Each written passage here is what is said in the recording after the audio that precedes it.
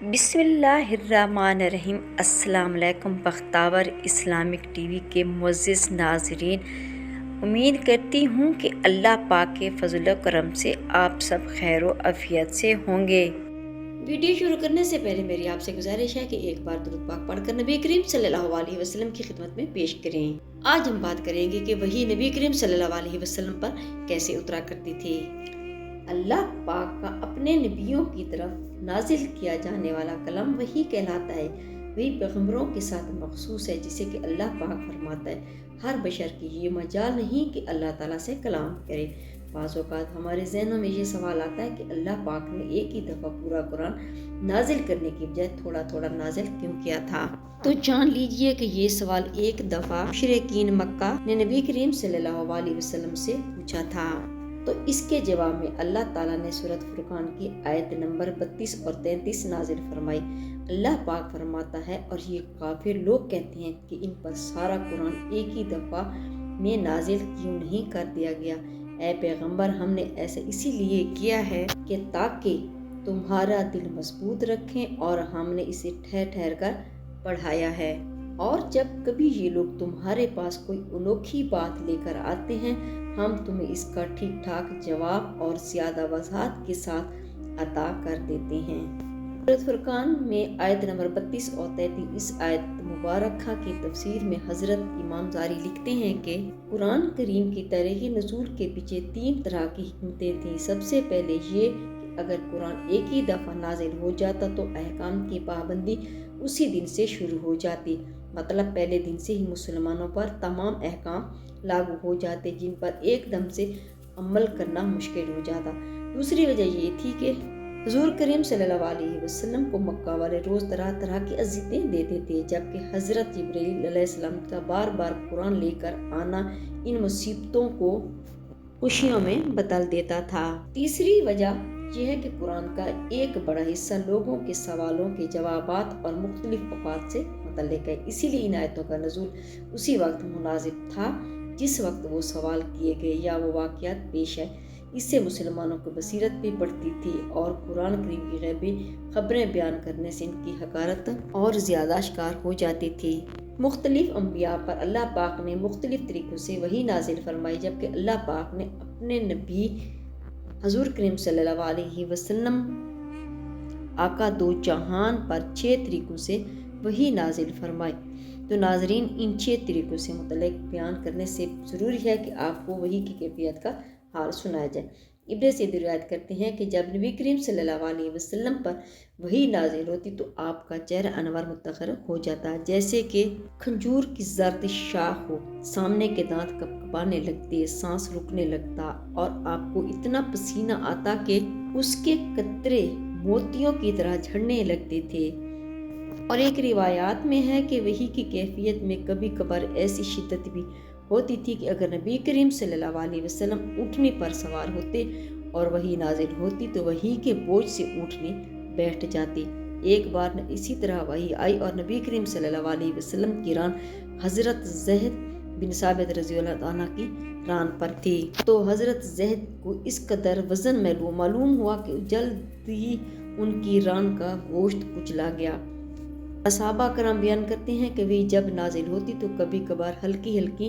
آوازیں دوسروں کو بھی محسوس ہوتی تھیں۔ صحابہ کے اقوال نقل ہیں کہ جب نبی کریم صلی اللہ علیہ وسلم پر وحی نازل ہوتی تو آپ کا چہرہ مبارک کے قریب شہدوں کی مکھیوں کی بھنبھناہٹ جیسی آوازیں سنائی دیتی تھیں۔ اب ہم بات کریں گے 6 طریقوں کے متعلق جس طرح اللہ پاک نبی آخر زمان حضرت محمد صلی اللہ علیہ وسلم پر وحی نازل فرمائی۔ سب سے پہلے طریقے کو امام باری روایت کرتے ہیں کہ ایک دفعہ نبی کریم صلی اللہ علیہ وسلم سے حضرت حارث بن ہشام رضی اللہ تعالیٰ نے پوچھا، یا رسول اللہ، آپ پر وحی کیسے نازل ہوتی ہے؟ تو نبی کریم صلی اللہ علیہ وسلم فرمانے لگے کہ وحی کی سب سے زیادہ سخت صورت یہ ہوتی ہے کہ جب مجھے ایک گھنٹی کی سی آواز سنائی دیتی ہے اور اسی آواز سے نازل ہوتی رہتی ہے، پھر جب یہ سلسلہ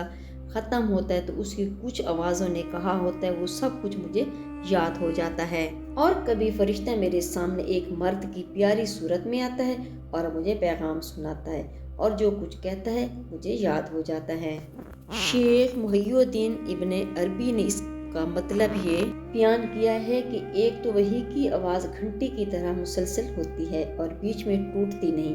دوسرے گھنٹی جب تک مسلسل بجتی ہے تو عموماً سننے والے کو اس کی آواز کی سمت کا متعین کرنا مشکل ہو جاتا ہے، کیونکہ اس کی آواز ہر جگہ سے آتی ہوئی محسوس ہوتی ہے، اور کلام الہی بھی یہ خصوصیات رکھتا ہے کہ اس کی کوئی سمت نہیں، ہر جگہ سے آواز سنائی دیتی ہے۔ جب اس طریقے سے آپ پر وحی نازل ہوتی تو آپ پر بہت زیادہ بوجھ پڑتا تھا۔ حضرت عائشہ سے روایت ہے کہ جب شدت سے وحی نازل ہوتی تو سخت سردی کے دنوں میں بھی نبی کریم صلی اللہ علیہ وسلم کی پیشانی مبارک پسینے سے شربور ہو جاتی۔ وحی کی صورت یہ بھی ہے دوسری کہ فرشتہ کسی انسانی شکل میں نبی کریم صلی اللہ علیہ وسلم کے پاس آتا اور آپ کو اللہ پاک کا پیغام پہنچا دیتا۔ روایات میں موجود ہے کہ حضرت جبریل علیہ السلام مشہور اصحابی حضرت وہب قلبی رضی اللہ تعالیٰ عنہ کی صورت میں نبی کریم صلی اللہ علیہ وسلم کے پاس تشریف لاتے اور اللہ پاک کا پیغام پہنچاتے تھے۔ تیسری صورت یہ تھی کہ حضرت جبریل علیہ السلام کسی انسانی شکل اختیار کیے بغیر اپنی اصل صورت میں بھی دکھائی دیتے تھے اور نبی کریم صلی اللہ علیہ وسلم کو اللہ پاک کا پیغام دیتے۔ اسی صورت میں جب بھی نبی کریم صلی اللہ علیہ وآلہ وسلم کے پاس حضرت جبریل علیہ السلام آتے تو اللہ کا خاص پیغام لاتے۔ اور وحی کی چوتھی صورت یہ تھی کہ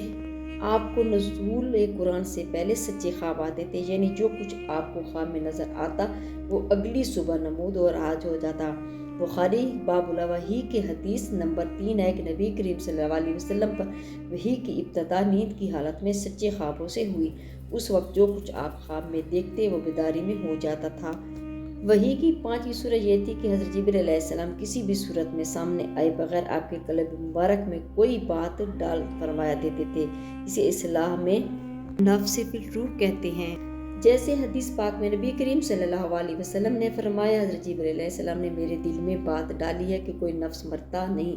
یہاں تک اس کا رزق مکمل ہو جائے، لہٰذا تلاش رزق میں انتظار اختیار کرو۔ وحی کی چھٹی صورت فرشتے کے واسطے کے بغیر اللہ تعالیٰ کی آپ صلی اللہ علیہ وسلم سے براہ راست گفتگو، جیسے اللہ تعالیٰ نے حضرت موسیٰ علیہ السلام سے گفتگو فرمائی تھی۔ وحی کی یہ صورت حضرت موسیٰ علیہ السلام کے لیے نص قرآنی سے قطعی طور پر ثابت ہے، لیکن نبی کریم صلی اللہ علیہ وسلم کے لیے اس کا ثبوت قرآن کی بجائے معراج کی حدیث میں، جب آپ صلی اللہ علیہ وسلم پر معراج کی رات نماز کی فرضیت کے سلسلے میں اللہ تعالیٰ نے اس وقت وحی فرمائی جب آپ صلی اللہ علیہ وسلم آسمانوں کے اوپر تھے۔ میری پیاری بہنوں، حضرت ابو ذر رضی اللہ تعالیٰ عنہ بیان فرماتے ہیں کہ نبی کریم صلی اللہ علیہ وسلم نے مجھ سے ارشاد فرمایا، تو صبح کو جا کر کتاب اللہ کی ایک آیت سیکھ، یہ تیرے لیے 100 رکعت نماز سے بہتر ہے، اور تو صبح جا کر علم کا ایک باب سیکھے، خواہ اس پر عمل کرے یا نہ کرے، تیرے لیے 1000 رکعت پڑھنے سے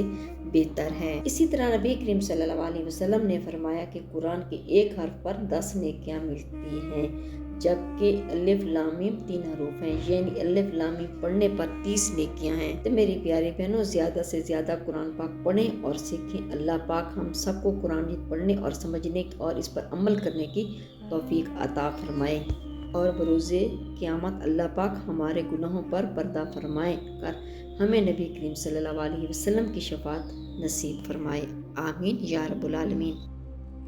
اگر میری آج کی ویڈیو آپ کو اچھی لگی ہو تو لائک کریں، شیئر کریں، سبسکرائب کریں، بیل آئیکن کو پریس کریں تاکہ ہر آنے والی میری ویڈیو آپ تک بآسانی پہنچ سکے اور میری حوصلہ افزائی ہو۔ فی امان اللہ۔